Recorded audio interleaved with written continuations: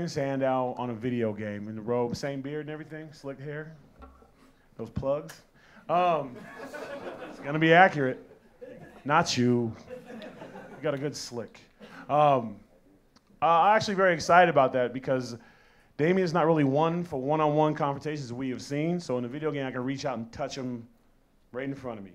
And so I'm very excited about that. And if the ratings are right,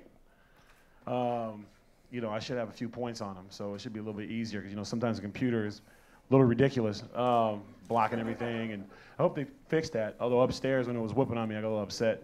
But that's cool. That's one of the things that I like about the game is that yes, it has the attitude era and it has some of the greats. And sometimes some of the new kids on the block, we suffer in that department because the game is so full of those guys and some of our newer competitors aren't on there. And this game looks like it's got just about everybody on there, which is really cool. So someone like Sandow, who I got issue with, beef, I can reach out and touch him whenever I want. 2 in the morning, I want to smack him, I'll just turn it on. So it's all good. I'm excited about it. Largest roster ever. That's the one thing, too. It's the largest roster. It gives you more opportunities to play the game. Naomi and Cameron are on the video game, too, for the first time. How do you guys feel about that? I think that's pretty neat. You guys haven't been around long, and you made the roster. I mean, to be sitting here right now is it's crazy because I was actually the underdog, and Stone Cold himself. He was the one who actually eliminated me first on Tough Enough, and I have so much love for him, though. It's definitely tough love, and I'm glad to be able to sit here. What did I tell you? He did say I would definitely have a career with the WWE. So even though I was the first eliminated, I am the last one standing. It feels amazing. It's like Cloud 9, funktastic, funkalicious to be here. I would have never thought that I would be sitting right here and doing the video game. It's amazing. I've definitely come a long way and trying to prove myself, but I still have a very long way to go. I definitely want to get in that ring and prove myself even more, and definitely say that I can say from the beginning of doing Tough Enough that it's been an amazing journey, but I still have a long way to go. But I'm glad to be sitting here, and hopefully you guys will see me doing even more. So just want to say thank you, Stone Cold, because I'm here, and I plan on being here for a long time. I want to be the ultimate diva. Sometimes a trip to woodshed is good for everybody. Let Naomi, I know you can wrestle. I've seen you wrestle, and I think you're going to be a great star here. And you're getting a lot of exposure now with Cameron and the big man there, Brodus. I knew your name. I was trying to give you something.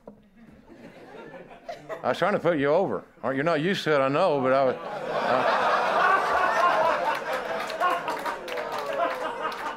I'm trying to work with you here. Naomi, how's it feel? First video game. Since I started my career here with the WWE, it's been a goal of mine to be on the video game, and the fact that this came so fast and is a surprise for me has been a blessing, and I'm so excited, and I just hope there's more for me in the future for all of us, because it's definitely a journey and a ride that I'm enjoying every moment of. Good deal. Are you happy that Dwight Howard's out of Orlando? Oh, no! Former Orlando dancer. I just found out about that, and she is. I'm so upset because I love Orlando. That's all right. And now he's here in LA. The Lakers ain't got enough to take care of Oklahoma City anyway, so it doesn't matter. Hey, Steve, I got a question for you. How was that segue? A little rough, huh? Steve, how many of these select Austin 316 versions of the video game did you signed every one? There's no phonies, no stamps, no nothing. Because every time I called you, you were in a badass mood, signing stuff. How many did you sign?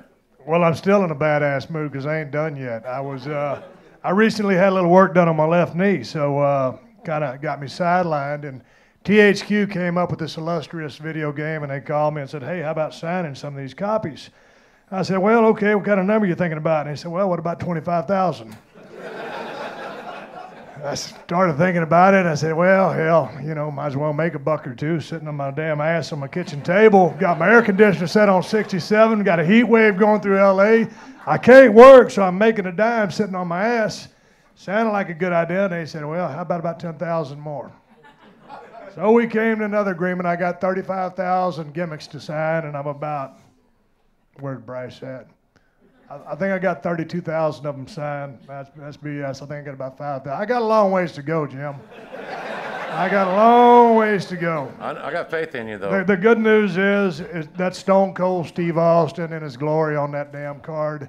And it ain't CM Punk's sorry ass on the cover that I got to sign and look at. So I'm happy about that. That's going to be interesting to see how the competition of that goes. So you're saying that your signed copy should sell more than anything with CM Punk's image on it? No, I'm not saying that. I think CM Punk is a hellacious talent. I'm just glad I'm signing me and not looking at him. Hey, and you know, while we're talking about CM Punk and myself, on this video game, you can take someone from the current roster and plug them into that Attitude Era. Right. And in the back, I didn't know Mike Tyson was actually wrestling this thing until I saw it, and he was kicking the living crap out of me backstage. Or someone was playing back there, but so you can dial up myself and CM Punk and watch that happen at any time, right? Well, that you can, and any stipulations and Iron Mike. I did see Iron Mike putting a whipping on you earlier, and you did a good. Yeah, we were talking about barbecue sauce as usual. Yes. And Tyson was whipping my ass. As usual. Well, let me ask this question. I get this a lot on Twitter at JRSBBQ. You can follow tonight if you choose. How is this guy not commentating every Monday Night Raw? I mean, seriously. Brother. Hey, but you know, there is a lot of conjecture on online, right, and Twitter and things. I get them all the time. JR, is Stone Cold going to wrestle another match? I don't know. Ask him. He's at Steve Austin BSR, that little gimmick thing. But let me ask you, if you were to wrestle again, who would it be against? Well, if I were to, I think that the match would be Stone Cold versus CM Punk. I mean, it's only a natural. Everybody talks about how would CM Punk have done in the Attitude Era, and I don't know. I think it would have done just fine. I think he's done just fine in the current era that he's in. I think he'd have been a little bit more dialed up back in the Attitude Era because I think he had to have a little bit more attitude than he possesses now. Could he get the job done? I don't know.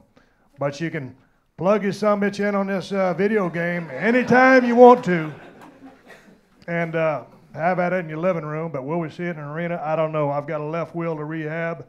But if that thing does get rehabbed, I got a hell of a drop kick waiting for CM Punk's lips. Well, it's good to know that if Stone Cold does come back to compete ever, that CM Punk is his destination, which I think we would all enjoy. We're going to wrap this thing up here real quickly. We have two men, several. I only got two questions. I don't know why it's this way. Dolph, you got Chris Jericho tomorrow. He's been at 8 SummerSlams, according to my math, and that's a whole lot more than you have. And it seems like you have more to gain than he does. Do you feel that way? Absolutely. Chris Jericho has proven himself over and over again for years, and I was a big fan of his growing up. One of the great moments was him being the Millennium Man and debuting on Monday Night Raw, and I jumped out of my seat and said, I knew that guy was coming. Like, that's so great. But speaking along the lines of CM Punk and Stone Cold Steve Austin, people saying you got to go out there and make your own opportunities, and sometimes, you know, WWE's going to cut your hair and tell you to be boring and tell you to suck out there, and that's just not you. So you have to go out there and be yourself. And I have never felt more myself as in the last few months. I feel like I'm in the peak of my career. I'm doing what I want to do, and I'm reaching out there for that brass ring and taking it every single Sunday, Monday, Friday. And I am looking for this to be my breakout moment. I've never been one-on-one in the ring with someone like Chris Jericho that's been a hero of mine, and I just know that this is my time. We are going to tear down the house, and everybody knows that already. But that's not good enough for me. I need to go out there and prove myself, and I'm going to. And best of luck to you. I hope you. I mentioned to Dolph that I hope that he and Jericho went on first, because that would make everybody else have to get off their ass and follow. And that's what you want. You want set the stage, set the pace. You can't wait. And final question is appropriately to the WWE champion. I'm a firm believer that slogans are good, and I've been blessed to be able to come up with a few, Texas Rattlesnake and Cerebral Assassin and a couple of others. But really, the best in the world is a unique thing, but the best in the world is always, to me, the guy that's the WWE champion. That's how our business works, and that's the brand. The brand is represented always by one guy. You can look back in our company's history at all the amazing athletes that have been the WWE champion, and it is a very impressive list. This man has been the champion for a long, long time, and it's in some rarefied air. There have been 22 title defenses at SummerSlam events, and there have been 5 title changes. So the odds would be in his favor that he's going to retain tomorrow. Unfortunately, the mathematics gets screwed a little bit because he is facing 2 men. One's 500 pounds, and the other is the poster boy of WWE, John Cena. So my question to you is, game plan? Is there a game plan, or are you just going to roll with it? How do you make sure you don't leave there without the title? So I know it's important to you.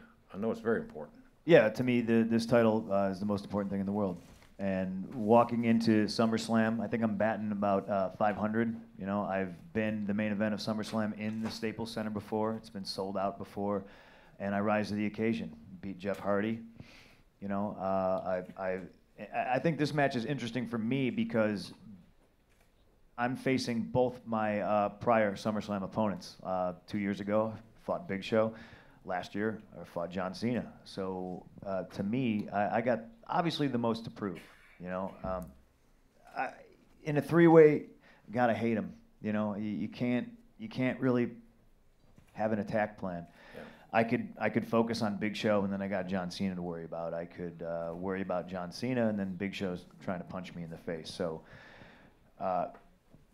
what I'm going to do is do what I do best, and I'm going to go out there, and no matter where I'm at on the card, you could be first, that's your main event. I could be 5th, that's your main event. I could go on last, that's your main event. At the end of the night, I'm walking out WWE champion because that's exactly what I am. I am the best in the world. I am the WWE champion, and nobody can take that away from me. And I truly believe that. And I'm going to hold on to this thing until Royal Rumble. And then when Rock decides to come back to work, when he's done filming his stupid little movies, it's not funny, he's gonna film his little movie, and he better look at that as a vacation, because when he comes back here, I'm not John Cena. I'm not looking at it as this is what's best for business. I'm gonna look at this as this is him getting a rude awakening and coming back and realizing this isn't his home anymore. This is my home. And you don't come into my home and disrespect me. I will be the champion at the end of SummerSlam. That's really, it's by any means necessary, honestly. I like it. I like the attitude. So we have a hell of a performance tomorrow. That's the thing about this video game. There's so many options, the biggest game, biggest roster. Select your arenas, select your staging, select their entrances.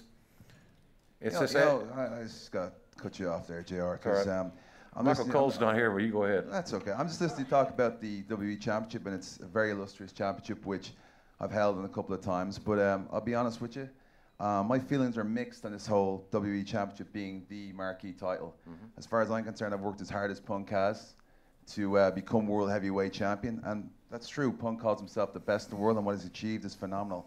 And I have absolutely nothing but the utmost respect for Punk. But I think until people actually see Sheamus take on CM Punk, World Heavyweight Champion against WWE Champion, I think that's definitely up for dispute. I mean, I'll make no problems about it. I've got Alberto Del Rio this Sunday as well in the World Heavyweight Championship match. It's been heated for quite a while. I don't know what his problem is. I just borrowed his Ferrari to just go out for I think when he pint of milk vomited and it kind a of bit of pissed him bread, off. and obviously he didn't come back in the same condition.